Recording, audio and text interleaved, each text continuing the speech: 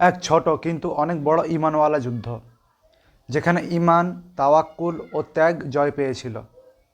এটাই ছিল সেই দিন যেদিন ফেরেশতারা পৃথিবীতে নেমেছিল এবং ইসলাম পেয়েছিল তার প্রথম বিজয়। সালটা ছিল ২য় হিজরি, ১৭ই রমজান। স্থান বদর, মদিনা থেকে প্রায় ১৫০ কিলোমিটার দক্ষিণ পশ্চিমে, মক্কা ও মদিনার মাঝামাঝি একটি বালুময় উপত্যকা। এক পাশে পাহাড়, অন্য পাশে কুয়া। তখন ইসলাম ছিল মদিনার একদম নতুন একটি রাষ্ট্র। মক্কার কুরাইশরা নবীজি ও তার অনুসারীদের মক্কা থেকে তাড়িয়ে দিয়েছে, তাদের সম্পদ লুট করেছে এবং মদিনার মুসলমানদের ধ্বংস করতে ষড়যন্ত্র চালাচ্ছিল। কারণ ছিল অর্থনৈতিক ও ধর্মীয় উভয় দিকেই।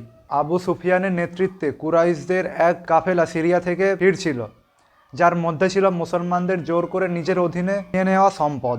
রসুল আল্লাহ সেই কাফেলাকে আটকাতে প্রায় ৩১৩ জন সাহাবীকে নিয়ে রওনা হন, কিন্তু আবু সুফিয়ান সতর্ক হয়ে কাফেলাকে বাঁচাতে পথ পরিবর্তন করেন এবং মক্কায় সংবাদ পাঠায়। মক্কা তখন প্রতিশোধের আগুনে জ্বলতে থাকে।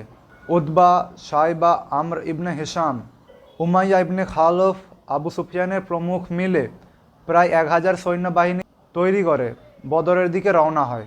একদিকে মুসলিম বাহিনীর সংখ্যা ৩১৩ জন, যাদের মধ্যে ছিল মুহাজির ৮২ জন, আনসার ২৩১ জন, আর ঘোড়া ছিল ২টি, উট ৭০টি, অস্ত্র অল্প কিছু, তলোয়ার আর বর্ষা।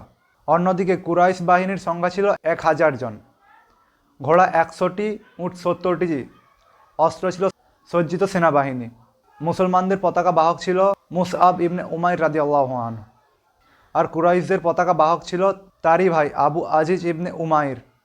মুসলমানদের সেনাপতি রসুল আল্লাহ, আর কুরাইশদের সেনাপতি ছিল আমর ইবনে হিশাম, যাকে আবু জাহেল বলা হয়। রসুল আল্লাহ বদরের কূপের নিকটে থামেন। হুবাব ইবনে মুনজির রাদিয়াল্লাহু আনহু পরামর্শ দেন যেন মুসলমানরা শত্রুর আগে পানি দখল করে নেয়।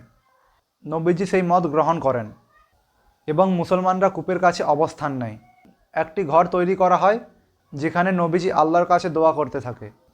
আনসার নেতা সাদ ইবনে মুআজ রাদিয়াল্লাহু আনহু বলেন, হে আল্লাহর রসুল, আমরা বলবো না যেমন বানি ইসরাইল বলেছিল, তুমি আর তোমার আল্লাহ গিয়ে যুদ্ধ করো, বরং আমরা বলবো, আমরা আপনার সঙ্গেই যুদ্ধ করব, সামনের সারিতেও থাকবো, পেছনের সারিতেও থাকবো। ভোরে নবীজি নামাজ পড়েন ও দোয়া করেন। দুপক্ষের মধ্যে প্রথম দ্বন্দ্বযুদ্ধ হয়। মুসলমানদের পক্ষ থেকে যায় হামজা ইবনে আব্দুল মুত্তালিব রাদিয়াল্লাহু আনহু, আলী ইবনে তালিব রাদিয়াল্লাহু আনহু, উবাইদা ইবনে হারিস রাদিয়াল্লাহু আনহু। কুরাইশদের পক্ষ থেকে যায় উতবা, শায়বা, ওয়ালিদ ইবনে উতবা। আল্লাহর সাহায্যে মুসলমানরা প্রথম সংঘর্ষেই জয়লাভ করেন। এরপর শুরু হয় পূর্ণাঙ্গ যুদ্ধ। এক পর্যায়ে আবদুল্লাহ ইবনে মাসুদ রাদিয়াল্লাহু আনহু আবু জাহালকে নিহত করেন। ৭০ জন কুরাইশ নিহত হয়, ৭০ জন বন্দী হয়, আর মুসলমানদের নিহত হয় ১৪ জন সাহাবা, যাদের মধ্যে ছিল মুহাজির সাহাবা ৬ জন আর আনসার সাহাবা ছিল ৮ জন। এদের মধ্যে ছিল খাজরাজ গোত্রের ৬ জন আর আউস গোত্রের ২ জন।